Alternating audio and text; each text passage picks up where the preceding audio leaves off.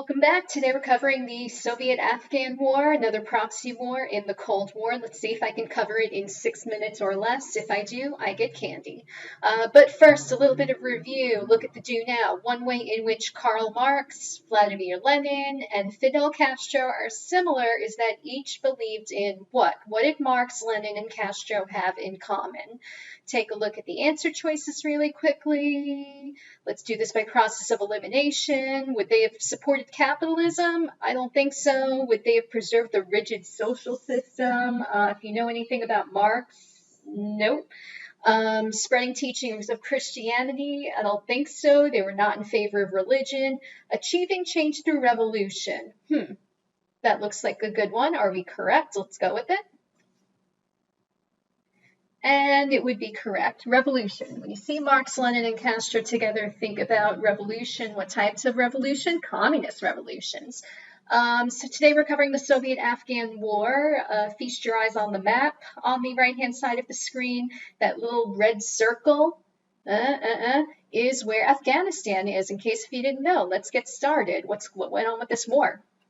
So in 1979, the Soviet Union invaded Afghanistan. Why did they do this? The pro-communist government in power in Afghanistan was at risk of not being in power anymore. So in order to keep its communist influence, at least in that part of the world, in Asia, in South Asia, the Soviet Union sent their military in to keep order. Now, a group of Afghani rebels, insurgents known as the Mujahideen, rose up to resist the communist forces. So you have the small rebel force that rises up, hides out in the mountains, and commences with guerrilla warfare against the Red Army. And the United States and their allies involved themselves in this conflict by providing aid and weapons to the Mujahideen, who were so good at just beating the heck out of the Soviet Union. The Soviets wound up giving up, withdrawing in 1988, and Afghanistan returned to its non-aligned status. Remember from your vocab.com, I think I've got my non-aligned in there. Non-aligned, this is the most duh definition I've ever given you, means that you're just not aligned with either superpower. If you're not aligned, you weren't aligned with the United States or the Soviet Union. You were just by yourself. You were Sweden. So, what was the impact of this Soviet-Afghani war? It had a few, I'd say, negative impacts on global relations.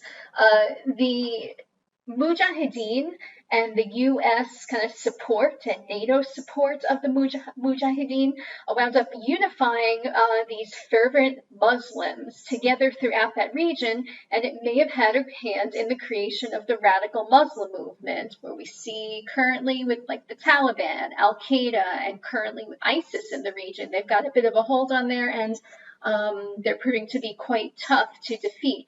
There was a huge refugee crisis in the region. Over 2 million fled to surrounding countries, Pakistan and Iran, who had to deal with all of those refugees coming into their country and, stressing the economy, the jobs, the available resources. So a refugee crisis is not really a good thing. It also helped to weaken the Soviet Union. It was kind of like the Soviet Union's Vietnam. You're covering the Vietnam War in your Pearson Realized this week, so this was kind of the unwinnable war on the Soviet Union. Vietnam was the U.S.'s unwinnable Cold War conflict, proxy war. This also led to some spillover and blowback effects, particularly with the United States. The principals in the 1993 World Trade Center bombing and the September 11 attacks in 2001, those principals, some of them had previously fought in Afghanistan, and these were the Al-Qaeda Taliban people that we saw again in 1993 and 2001. Were they connected with the Mujahideen in the 1980s? Not exactly. However, they had access to the training and the materials that the Soviets and the United States left behind once the conflict ended. So the U.S. kind of good at invasions, not so good at an exit strategy. Might want to have taken those specialists and that equipment out of the country before just calling it a day. There's a good movie about this kind of crisis faux pas. It's called Charlie Wilson's War. Check it out if you have some time.